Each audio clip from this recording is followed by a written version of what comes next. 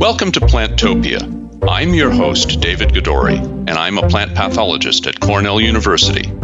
Any listeners who have never met a real live plant pathologist can be forgiven. We are a very low visibility, but very high impact profession. We protect the world's food supply from disease-causing fungi, bacteria, viruses, and nematodes, all of which want to eat your lunch. This time on Plantopia. So I think that's really what the power of agricultural robots are, is that they can gather information for human decision making at incredible scales that we just haven't been able to have access to before. And once we integrate these two pieces of work, we will be able to deploy the hyperspectral robot in the vineyard to identify, pre-symptom disease. If you liked our last episode on robotics in agriculture, then hang on as we kick things up a notch and see what happens as robots move from a close quarters battle with plant diseases at the microscopic level to technologies applied at ever-increasing distances, and even from space.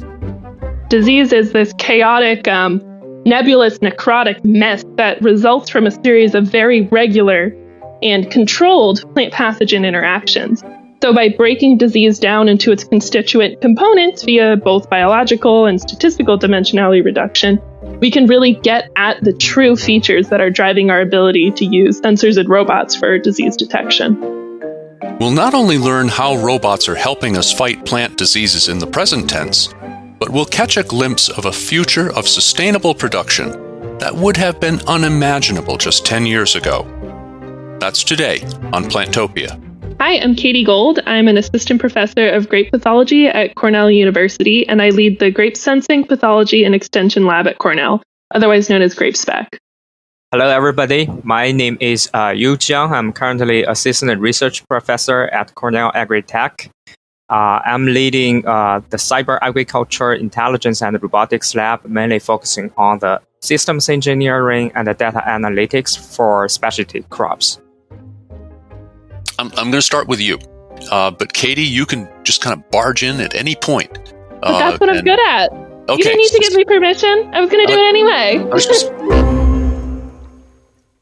So people are somewhat familiar with robotics. And in fact, now we have some level of robotics in some homes. We have the Roomba robotic vacuum cleaners, but somewhere between that domestic robot that's vacuuming your floor and the science fiction version that's in the Terminator, where it has an artificial intelligence and can mimic a human, there's the reality of robots presently being used in agriculture.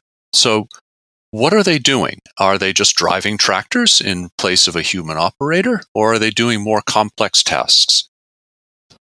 Yeah, that's also, I think, first it depends on the specific applications we are talking about. For example, if we're talking about the vacuum machine, for sure, we probably don't need a very complex AI technologies because most of our furnitures are fixed and most of our floor plan is kind of quite open for most of the homes. So that's a reason with some simple sensing feedback, with some simple control algorithms, we can make so-called vacuuming robot available for most of us. But if we go to see the agriculture field, that's much more complex than a home floor. And in that regard, we have to think about how to use more complex control algorithms to make those machines work autonomously. And in that direction, a critical technical challenge is that how we can really use a very simple, gorgeous, and cost-efficient way to make those machines to do things autonomously in those very complex and unpredictable situations. So that's where we talk about AI and could use those technologies to help. So yeah, I want to jump in there. Hold on, I was just going to ask you, Katie. I was going to ask what is it that robots can do that robots are really good at that humans are not? Well, I think what robots are really good at is expanding human capacity to different scales, whether you're going to deep dive zoom in to a scale that'd be too impractical for a human to see, such as sticking your eyeball down onto the plane of a little leaf to count how many sporangia are there, or zooming out in the opposite sense to monitoring a landscape scale that a human couldn't do even if they wanted to. So I think that's really what the power of agricultural robots are, is that they can gather information for human decision making at incredible scales that we just haven't been able to have access to before. So, Katie, you've got an interesting background. I know I do. You did a postdoc at the Jet Propulsion Laboratory with NASA. Now, what is a plant pathologist doing with the National Aeronautics and Space Administration? I asked myself that quite a bit. What is a plant pathologist doing with NASA? Well, I'm doing what any other plant pathologist does, which is studying plant disease. So my program studies the fundamental and applied science of plant disease sensing, and we study at a variety of scales. We study at the microscopic scale. We also study at the satellite level. So that's what we do with NASA. We study plant disease at scale in terms of mostly asymptomatic detection, as well as prediction and monitoring. Obviously, you're not sitting up in a spaceship looking down on the Earth and seeing what's going on with the crops. No, that would be quite fun, though. This would require some relatively complicated sensors. So what's involved in doing that? Sure. So we work with in situ and imaging spectroscopy. So spectroscopy is the study of how light reflects off of objects. In our case, we study vegetative spectroscopy, or how light reflects off of plant vegetation. The sort of spectrometers we use, so our eyes can see a range of about 300 wavelengths. We use spectrometers that can see a range, 7 times that. We see over 2,000 different wavelengths. And the power of using these devices is that they actually capture light that's both directly and indirectly interacting with plant constituents in biochemistry. So I mentioned that we study asymptomatic disease detection because that's truly what's most useful. I mean, once you see disease, it's kind of too late to do too much about it, to be honest. This is sensing radiation far outside the wavelengths that the human eye can see. Yes, well, reflectance, but yes. I think that's another beauty of having robotics system. So now you see we have different sensing systems. For example, the hyperspectral imaging Katie just mentioned. But also I think we heard a lot recently about the LiDAR systems, refers to light range and sensing radar, which being widely used for autonomous driven cars. I think for human, even we have the computers with us or maybe cell phones with us, we still hard to interpret those data, but just looking at the raw output from those sensors. But if we have the robots, we can deploy other computing devices with other data analytics tools there, so that we can make those complex and high-dimensional data readily available for human to interpret. And that's another thing the robot can help human operators. Yeah. So the robotics is what enables us to work across these different scales. You can't go directly from the microscope to the satellite without a lot of help in between. So the robots that we use, whether it's Lance's Blackbird or use Phytopatholobot, that's what helps us bridge those scales to gather the information we need to make those connections between these distant scales of study.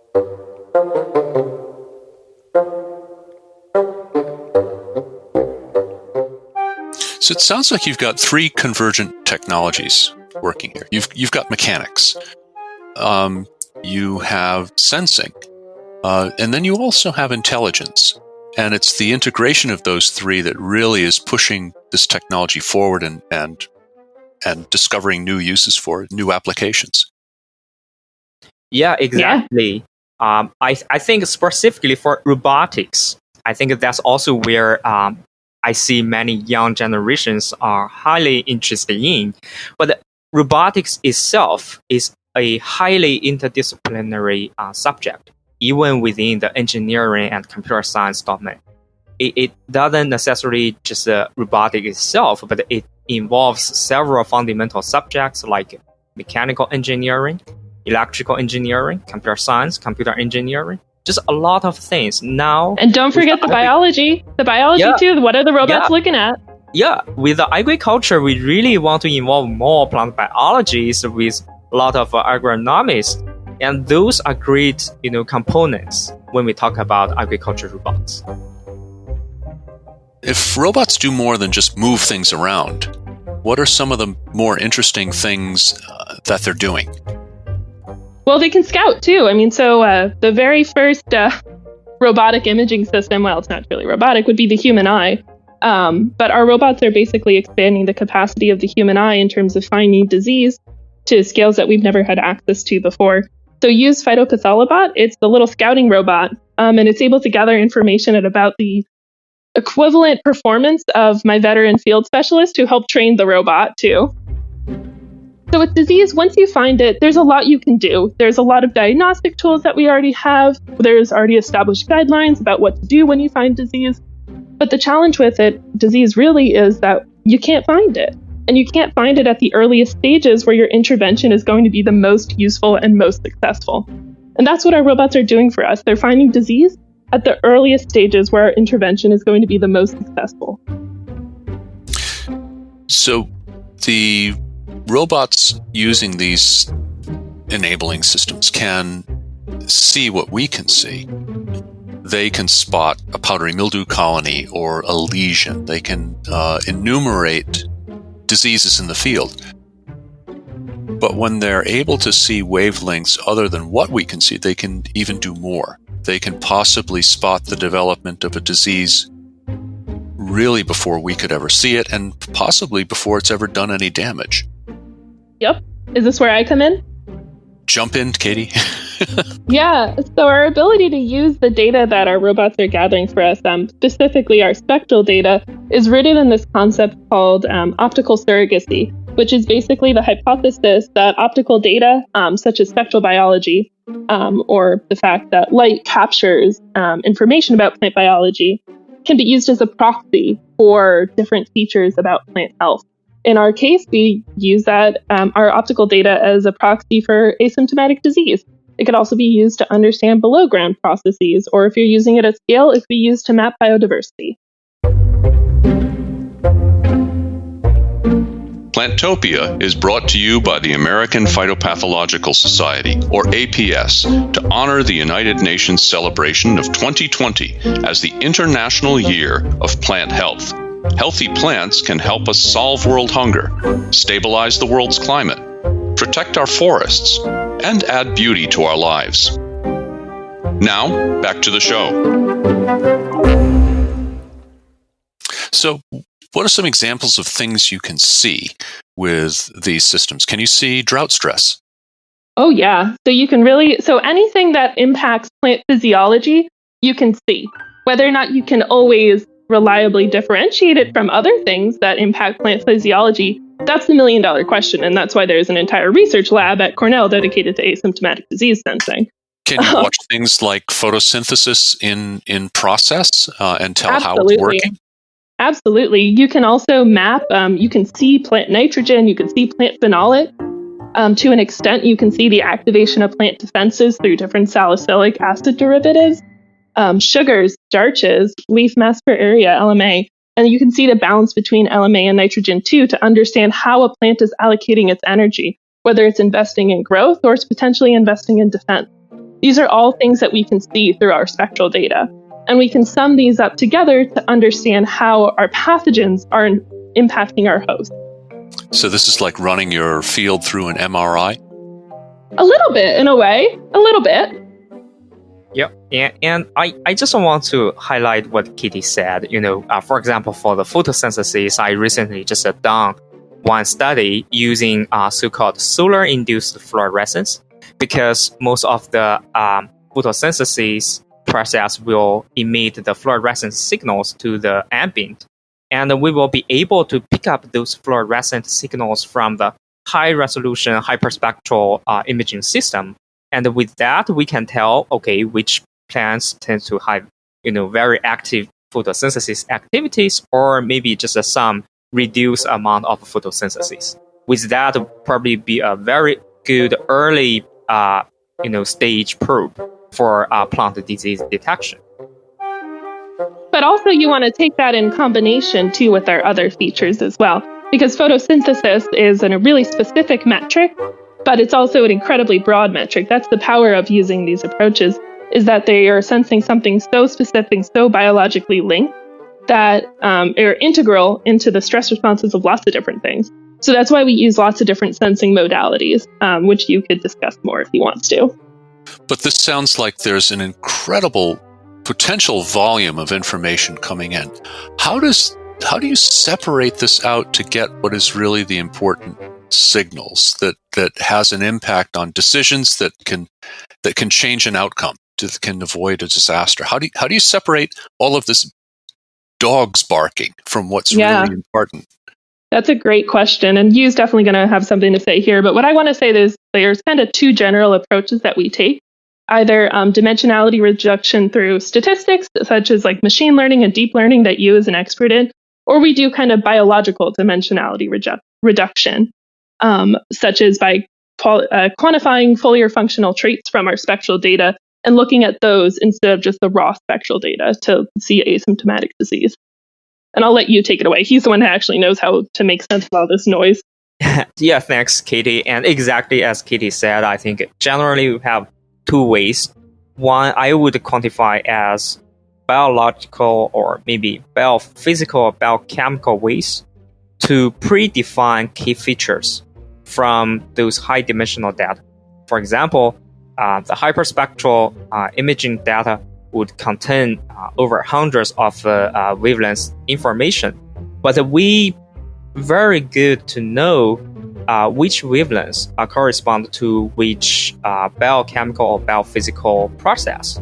And with that, we can just directly extract those relevant wavelengths information and just disregard others.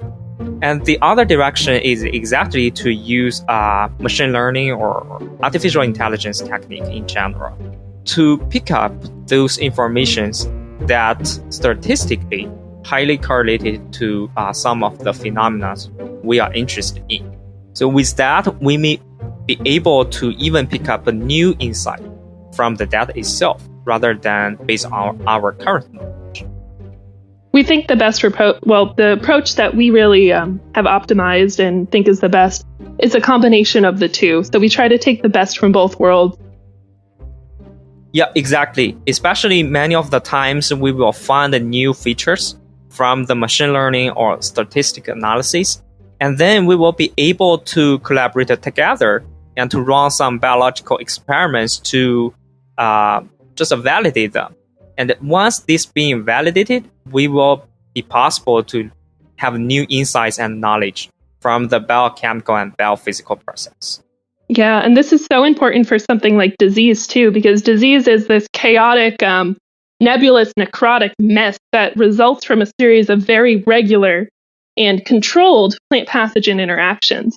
So by breaking disease down into its constituent components via both biological and statistical dimensionality reduction, we can really get at the true features that are driving our ability to use sensors and robots for disease detection.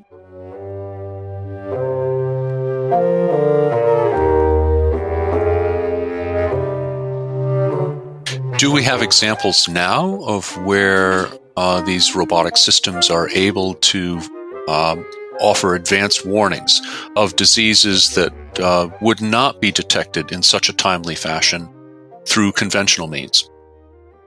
Yeah, in my vineyard. That's where Yu runs all his robots. Yeah, so Katie and I are collaborating together to develop the so-called Phytopatholobot, which would be an autonomous robot equipped with hyperspectral imaging. And we are developing different hyperspectral imaging-based models for disease identification. And once we integrate these two pieces of work, we will be able to deploy the hyperspectral robot in the vineyard to identify pre-symptom disease. So this is operating in a single vineyard. What if we want to see what's going on in a region or a continent? That's where the satellites come in. So we call it the closed loop project.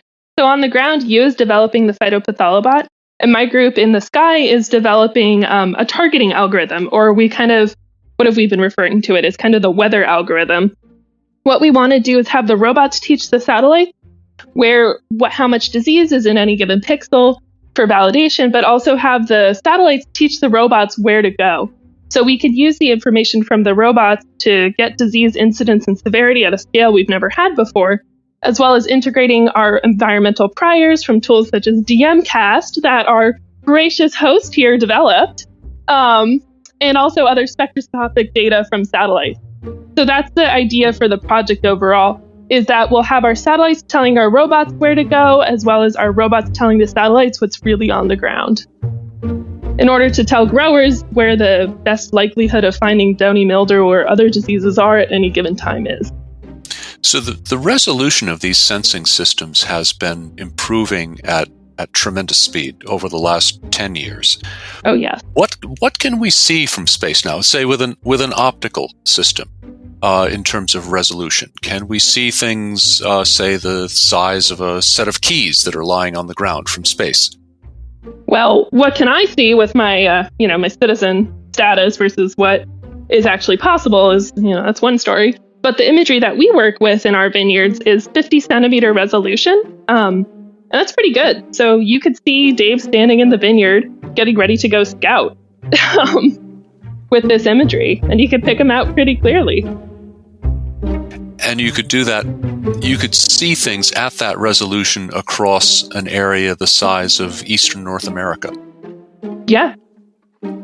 So Crazy, it's not just the fine resolution, but that fine resolution applied across enormous expanses of land. Exactly. So the 50 centimeter resolution imagery isn't quite the expanse of North America, but we do have imagery that's at the 1 to 3 meter range that is available nearly daily from across the entire globe. Yeah, exactly. I think that's another thing I want to highlight from the engineering perspective. So many times I receive the most critical question is about the cost. So see, for the current Phytopatholobot, we would imagine about up to $100,000 to build a fully equipped Phytopatholobot to be able to do all those hyperspectral imaging with thermal imaging and also 3D LiDAR scanning for autonomous, sensing and disease detection, or maybe other management work. But that probably not be affordable to most of the growers, especially when we talk about the small size to mid-sized growers. And that's raised some particular concerns whether or not we develop the technology just dedicated to benefit those large companies or private sectors. But actually, with the more available satellite imagery, we will be able to transfer all the knowledge from those expensive research and experiments to the public, and that's how we really benefit the agricultural community at large. For more information about the International Year of Plant Health, visit us at plantopiapodcast.org. Thanks for listening. Our show is produced by John Bryce. Thanks also to Mark Gleason, Jim Bradeen, Laura Isles, and Roshni Karati. I'm your host, David Gadori, and you've been listening to Plantopia.